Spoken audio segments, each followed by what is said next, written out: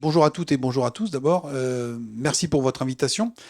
Alors, on va peut-être faire un petit retour arrière en termes d'état d'esprit et d'ambiance, hein.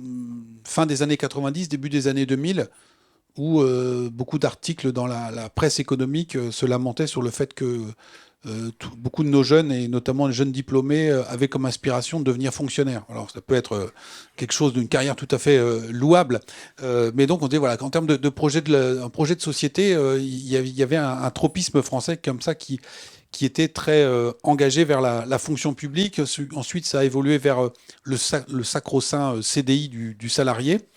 Et on constate depuis quelques années un véritable engouement pour la création d'entreprises.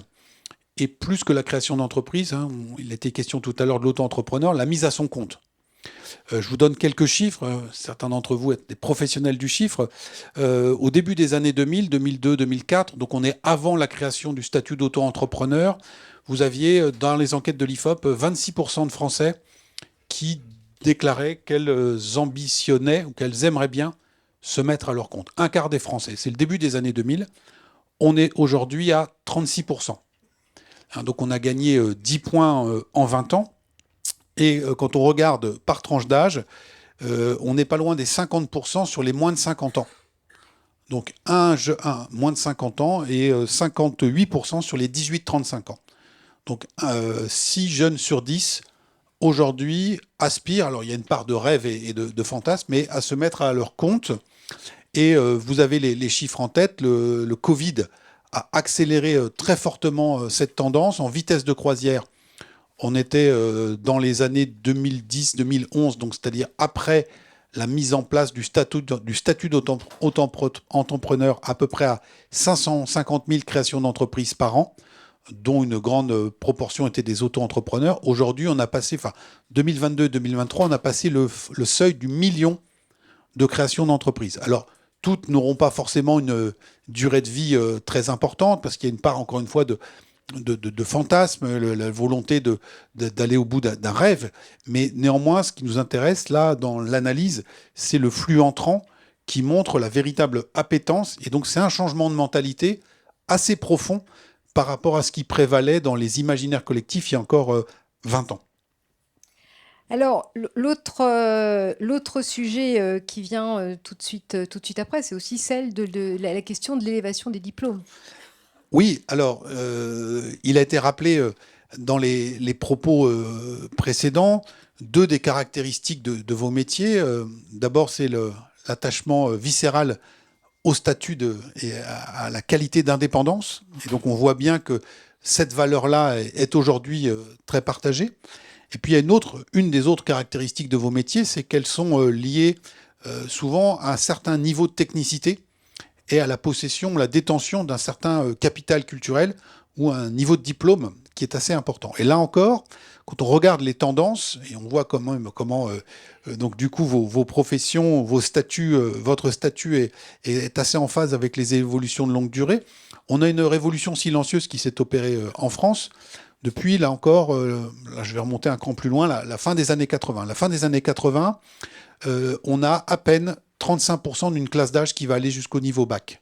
Quand Jean-Pierre Chevènement, ministre de l'Éducation, affiche l'objectif ambitieux d'amener 80% d'une classe d'âge au bac, dans la France qui reçoit ce message, on a à peine le tiers d'une génération qui va aller jusqu'au bac. On a atteint aujourd'hui ce 80% d'une classe d'âge au bac. On ne rentrera pas devant vous ce soir sur le débat sur est-ce que le niveau était abaissé ou pas, ça c'est un autre sujet. Mais donc du coup, ça veut dire que nous avons aujourd'hui un vivier de jeunes diplômés qui est considérablement plus développé qu'il ne l'était il y a 30 ou 40 ans. Et c'est assurément aussi une bonne nouvelle pour les professions et les filières que vous représentez. Alors, parlons, si vous le voulez bien, des nouveaux métiers qui émergent. Alors, on va révéler un secret, peut-être que vous ne vous en doutez pas, mais vous avez ici, avec Jérôme Fourquet, un spécialiste du code Z, ce fameux code Z, dans la codification des activités. Alors, qu'est-ce que vous avez découvert en passant au crible ce code Z? Alors, pour celles et ceux d'entre vous qui n'êtes pas spécialistes, donc il y a comme souvent en France, a des nomenclatures pour tout. Et la nomenclature, il y a une archéologie de cette nomenclature, c'est-à-dire que les premières lettres de l'alphabet ont été monopolisées historiquement par les métiers qui étaient en vigueur ou qui étaient assez répandus quand cette nomenclature a été rédigée. Et on voit aujourd'hui, on est vraiment dans l'archéologie économique, hein, avec des centaines et des centaines de professions qui ont disparu de la surface du pays, notamment dans l'agriculture, dans l'industrie. Mais nous sommes assez conservateurs en termes de nomenclature, donc ces métiers ont encore leur code. Hein, mais il n'y a plus personne qui est aujourd'hui attributaire de ces codes. Et parallèlement à ce dessèchement ou cette disparition de ces vieux métiers, on a vu, notamment ces dernières années, émerger toute une série de nouvelles professions, sauf que l'alphabet étant limité, eh bien, l'administration et la statistique publique ont fourré tous ces nouveaux métiers dans la catégorie métiers du code Z. Et donc, ça nous a beaucoup intéressé d'aller regarder cette catégorie en expansion, ces métiers du code Z, qui sont un peu un inventaire à l'après-vert de ces métiers de la nouvelle société française. Et donc, on va côtoyer des codeurs, des professionnels du conseil, des hypnothérapeutes, des sophrologues. Le jongleur est également en code Z. Alors, je ne sais pas si c'est une profession libérale. Mais donc, on a voilà, un essor aussi de ces nouveaux métiers, et la statistique publique en est quelque part l'illustration. Donc, il y a un vrai sujet, ça a été rappelé par le président de l'UNAPL, c'est comment on fait en sorte pour que ces professions libérales soient davantage reconnues dans le débat public. Et il y a sans doute une formidable opportunité d'augmenter votre périmètre et vos rangs, puisque à la fois il y a une appétence pour l'indépendance, mais également le développement de très nombreux métiers qui, de par leurs caractéristiques, pourraient rentrer dans la définition qui a été donnée tout à l'heure des métiers des professions libérales. Alors, vous nous avez parlé tout à l'heure de cette jeune génération qui avait une aspiration plus importante pour le travail indépendant. Alors maintenant, on va resserrer le focus, si vous voulez bien. Alors, du code Z, dont vous venez de parler, à la génération Z, il n'y a qu'un pas. Selon vous, comment est-ce que cette jeune génération appréhende aujourd'hui ce que sont les professions libérales et comment elle les envisage ?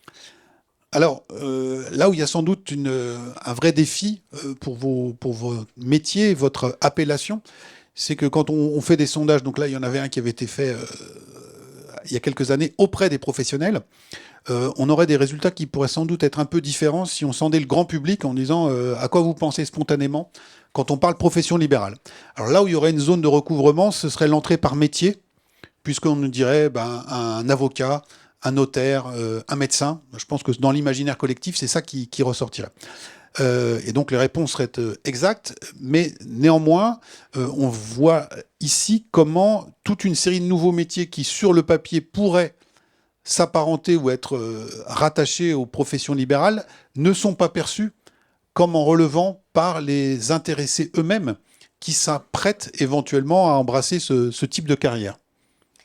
Merci. Et puis alors, on va se projeter dans l'avenir, si vous le voulez bien, parce que vous êtes aussi, à travers vos études, un espèce de créateur d'avenir, ou en tout cas, vous essayez de voir quelles sont les tendances. C'est pas facile en ce moment. C'est pas facile. Ça, c'est un exercice qui devient de plus en plus compliqué de nos jours, ça, je vous l'accorde. Mais donc cette appétence aujourd'hui pour le travail indépendant et en réalité pour une large part pour les professions libérales, est-ce que ça veut dire que demain, ou peut-être déjà maintenant, les professions libérales, c'est à la mode, c'est tendance, c'est mainstream ?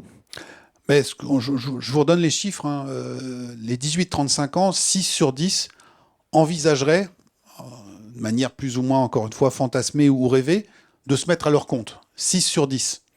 Et donc, je martèle ce chiffre pour se rappeler ce qu'était l'aspiration dominante dans les jeunes générations de la fin des années 80 et les années 90. Donc, il y a eu un changement tout à fait spectaculaire, avec aussi, sans doute, une autre modification, le fait que, et tout ça n'est pas sans lien, beaucoup de ces jeunes générations n'envisagent plus forcément leur carrière, et d'ailleurs parle-t-il de carrière, leur avenir professionnel comme étant totalement linéaire. Et donc, quand il y a 30 ans, on aspirait d'abord à passer les concours de la fonction publique ou, à défaut, être en CDI dans une grande entreprise, c'est parce qu'on avait une vision linéaire de tout ça, et qu'on disait une fois qu'on est rentré, on va faire carrière. Aujourd'hui, ces jeunes générations, quand vous les interrogez, vous dites je ne sais pas éventuellement ce que je ferai dans 10 ou 15 ans.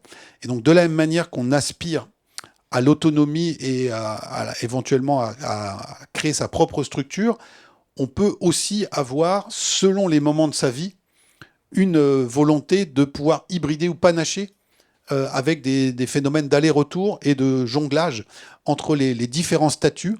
Et donc, de la même manière qu'on n'embrassera plus aujourd'hui comme hier une carrière, on n'embrassera plus forcément non plus un statut. Et donc, il va falloir penser à une porosité ou à des sas qui pourront exister. Alors, tout ça n'est pas sans poser de questions sur le financement de la protection sociale de ces métiers, sur les cotisations. Mais beaucoup de ces jeunes, en tout cas, sont sur des schémas, des référentiels qui sont assez différents de ceux qui prévalaient encore il y a une vingtaine d'années. Merci, merci beaucoup. Jérôme Fourquet, pour Merci cet éclairage. On peut l'applaudir. Merci beaucoup.